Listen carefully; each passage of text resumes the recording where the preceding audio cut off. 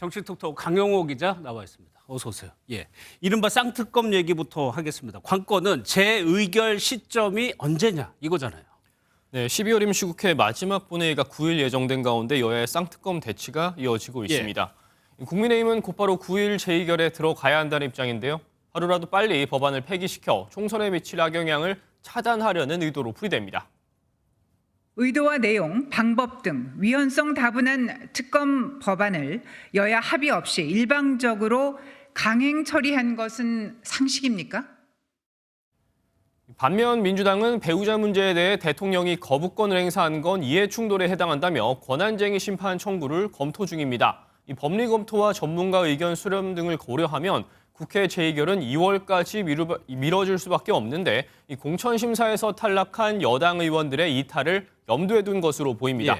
이 김진표 국회의장이 직권으로 쌍특검 법안을 상정할 가능성은 낮은 만큼 일단 9일 본회의에서 재의결이 이뤄지긴 어려워 보입니다.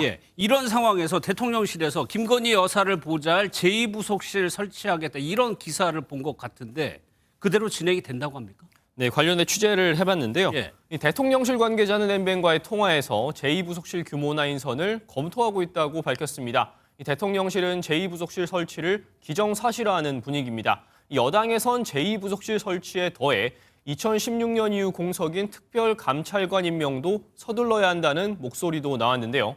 안철수 국민의힘 의원은 제2부속실 설치와 특별감찰관 임명을 통해 체계적으로 관리될 것이라는 의지를 보여야 한다고 밝혔습니다. 그러면 여기 이 부분에 대해서 야당은 뭐라고 하고 있습니까? 네, 민주당은 제2부속실 설치가 김건희 여사 특검과 맞물려 진행되는 것에 대해 경계하는 시각이 뚜렷합니다. 이 특검에서 국민 시선을 돌리려 한다는 것이죠. 김건희 특검을 요구하는 국민의 시선을 돌리려는 시도 같은데 양도 구육도 정도가 있습니다. 제2부속실 설치와 김건희 특검은 완전히 별개의 문제입니다. 이에 여당은 제2부속실 설치는 민주당이 줄곧 주장했던 거라며 야당의 비판을 물타기라고 재반박했습니다. 이재명 대표 건강 상황도 한번 살펴보겠습니다. 당무에 조만간 복귀할 거다 이런 얘기도 있었는데 실제 좀 건강 상태는 어떻다고 그래요? 네, 이재명 대표 당분간은 회복 치료에 전념하며 수일 내 당무 복귀는 어려울 것으로 보입니다. 일각에서 퇴원과 당무 복귀 시점이 나오는 것에 대해 근거 없는 추정이라는 게 당의 설명입니다.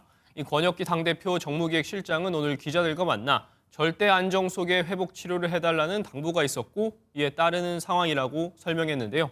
이 당분간 가족 외엔 접견도 하지 않은 채 최대한 치료와 회복에 집중한다는 계획입니다. 그런데 피습 사건이 일어나고 정치권이 좀 공방을 자제하는 모습이었는데 이번에요. 국민의힘에서 민주당을 비판하는 목소리가 나왔어요. 네, 국민의힘 소속 부산 지역 의원들이 민주당을 비판하는 성명을 냈는데요.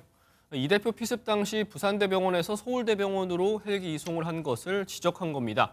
민주당의 부산 홀대와 내로남불 행태를 지적하지 않을 수 없다며 겉으로 지방 균형 발전을 말하면서 속으로는 공고한 수도권 중심주의를 고수하고 있다고 비판했습니다.